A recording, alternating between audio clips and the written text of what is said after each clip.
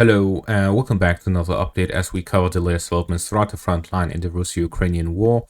We start out here in the Zaporizhzhia front to the southeast of Robotyne, where some Ukrainian firing positions from the southeast of the village have been hit by Russian FPV drones.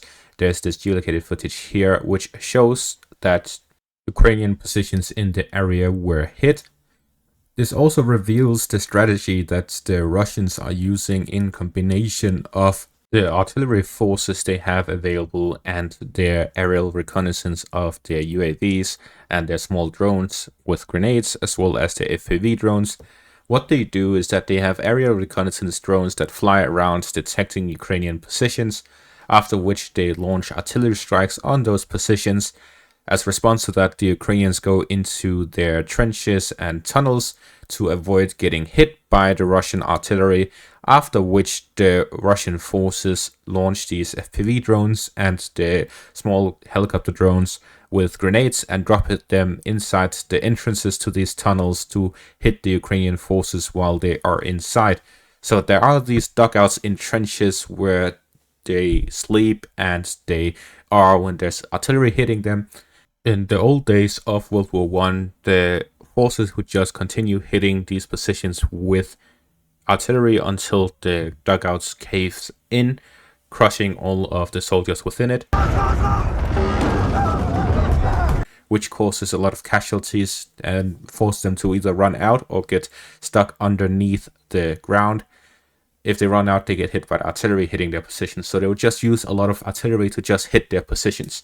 But this strategy actually saves a lot of artillery and allows the Russian forces to use these trenches if they capture them, because they aren't caved in, they aren't destroyed.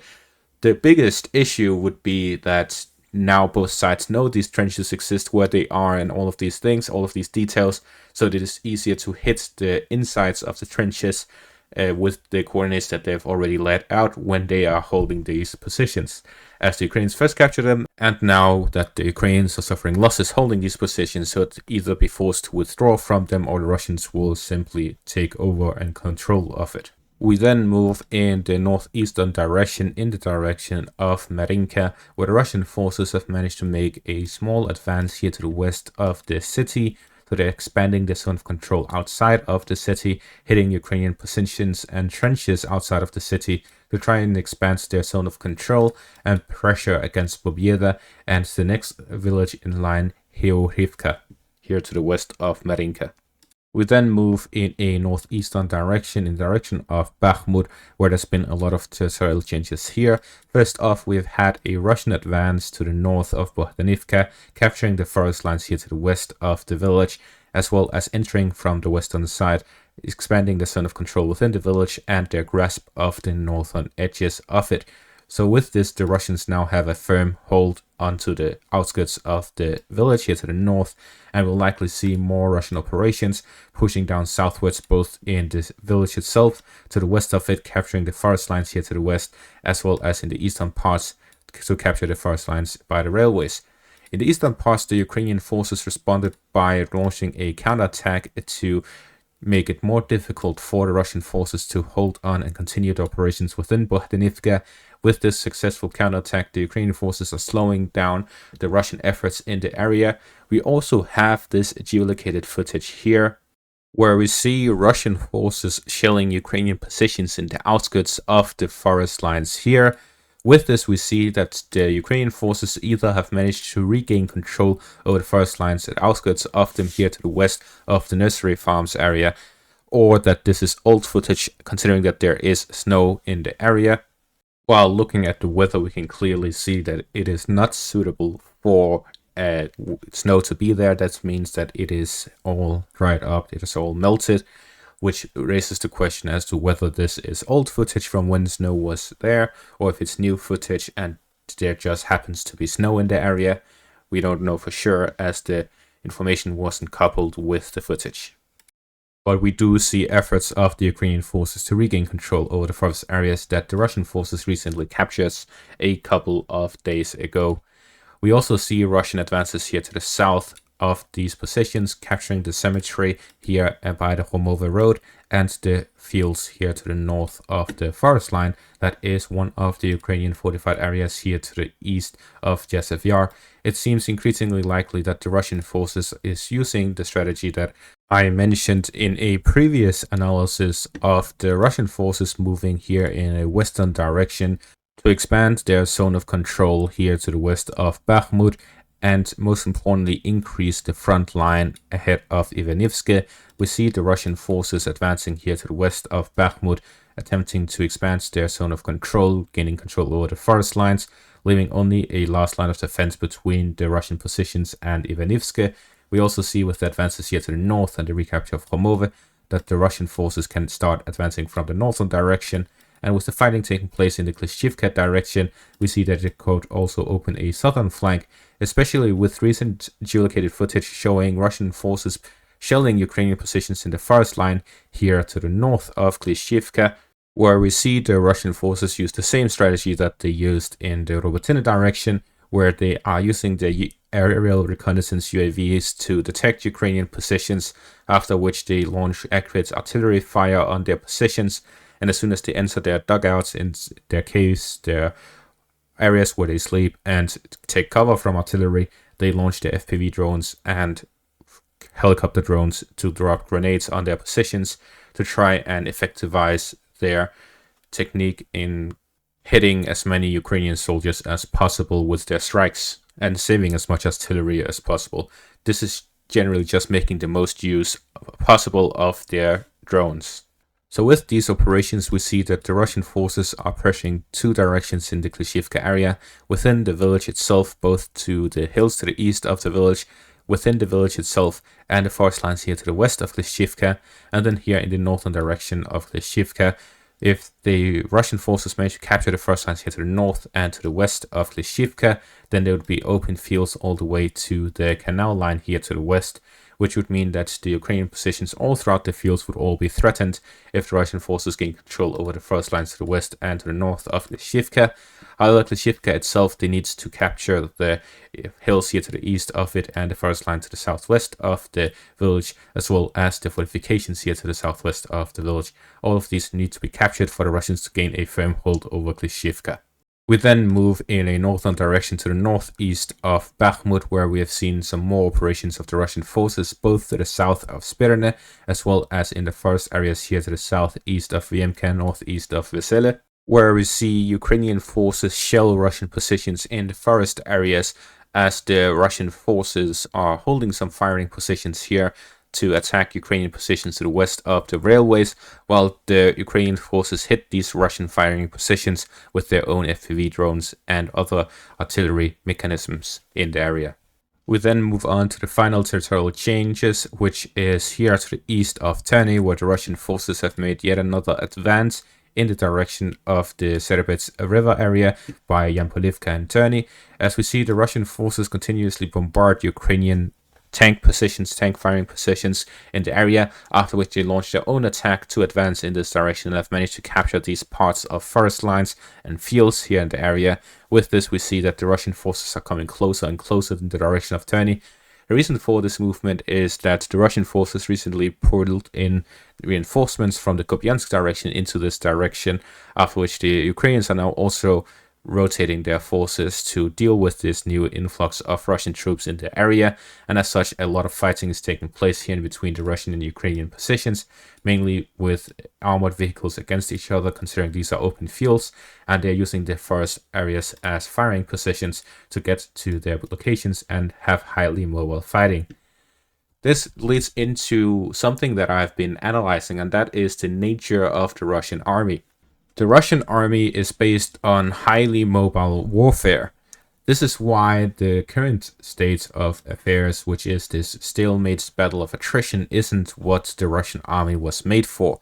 The Russian army was instead made for high mobility, so that whenever the opponent attacks, they pull back, and whenever they attack, they do it quickly, and their focus is on encirclement. This is why when the Russian forces were attacking Severodonetsk, they were making an operation here to the south in the direction of Lysychansk, where they managed to cut off Ukrainian forces to the south of Lysychansk, located here in the area, and then they managed due to this cutting off of Ukrainian forces to then cut off the rest of Lysychansk, where they managed to capture Lysychansk within a couple of days rather than the months it took to capture Severodonetsk.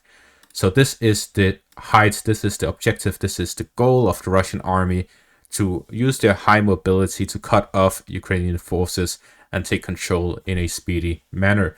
The reason why this isn't the case right now is because of the fortifications the Ukrainians have in the area. The Ukrainian fortifications makes it next to impossible for the Russian army to just drive through and encircle the Ukrainian forces. That is why we're seeing this very slow and heavily firepower-based strategy, which in theory is much weaker than that of NATO forces. However, the thing that completely bridged the gap between NATO technology and the Russian technology is the use of these small commercial drones. The advantages of NATO equipment is that how accurate they are. They are able to locate the targets, they are able to fire them at them directly. However, Russian equipment, Soviet equipment, was more durable, they were long-term, they were heavily firepower based, but not that much based on accuracy. However, this gap between accuracy between NATO equipment and Russian equipment was bridged by the use of commercial drones. With the commercial drones, the Russians launched these drones to the front line, detect Ukrainian positions, and then launch at their coordinates. Especially with this static warfare where they are in trenches, it's very easy for Russian equipment, Russian artillery to hit their positions accurately as long as they have these drones to support their fire. As such, we also have the Lancet drones, we have the FPV drones, and we have the grenades dropping helicopter drones. All of these add it to, on top of the firepower advantage, to just hit accurate targets. And they have significantly increased the amounts that they are using with the influx of drones from Iran. And with microchips and software from China, their own industry can mass produce these drones. So the fact that they are making thousands of Geran drones, thousands of Lancet drones, and thousands of commercial drones every year, which allows them to use this significant increase of drone strikes in the front line. As Ryber made a graph about, it is about 800 strikes a month that we get videos of.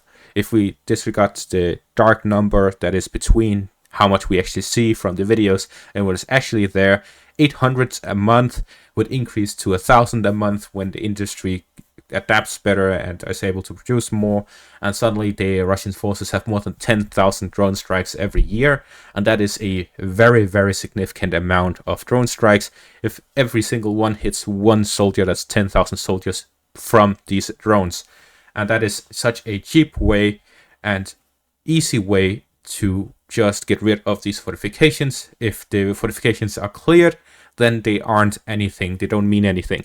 So the Russian forces use these drones and have adapted them very well to their army to allow them to gain an advantage in this front. So even if the Ukrainians receive 60, 50, 100 billion dollars, if they do not receive the amount of drones that the Russians are receiving with the high technology that the Russians are receiving, because the Chinese software on these drones are significant, where a Ukrainian soldier said that their own drones fly about 800 meters into the air, while the Russian drones have an altitude of up to 2 kilometers. That is more than double, that is 2.5 times, and that is a very significant effect on what is able to be used, especially in the Kherson region, where the Ukrainian forces continuously try to cross over, but then they're detected by these drones, commercial drones that fly 2 kilometers up in the air. Makes it very difficult for soldiers to actually even see the drones while they're being detected, and then they get hit by FAB strikes, they get hit by artillery strikes, they get hit by FPV drones, Lancets, and so on. So we see this continuous development of drones on the Russian side completely leave Ukrainian and Western side in the dust. As we've seen with the Israeli army, they hardly even use drones themselves, these small commercial drones. Instead, they use these advanced technical drones that fly very far up and give a lot of information. However, they do not show direct footage of every single soldier on the front line in the number of the thousands. They cannot have thousands of these drones. But the commercial drones, you can have 10,000, you can have 100,000 at some point. This is why we've seen a very significant increase of number of soldiers in the Russian side inside Ukraine. Yet at the front line, we don't really see a huge increase in soldiers there because it is not really needed. What they need is the technical soldiers who can fly these drones and take advantage of the areas where the Russian army is lacking. Now, the biggest issue of the Russian army is communication. This was said by Shoigu. He said the biggest and clearest issue of the Russian army is communication between the soldiers at the front line, as well as the general staff and the artillery and so on. All of these connection types, they are lacking there in the communication. Finally, in the Kupyansk direction, the Ukrainian forces managed to regain control over the northern outskirts of Sinkivka. As we see with this geolocated footage here, we see that the Ukrainian forces managed to regain control over the outskirts as Russian firing positions attack Ukrainian positions here in the outskirts. And as such, we see that fighting continues in the northern outskirts of Sinkivka in the direction of the Kupyansk front. And that is all for this update. Thank you all for watching and have a great day.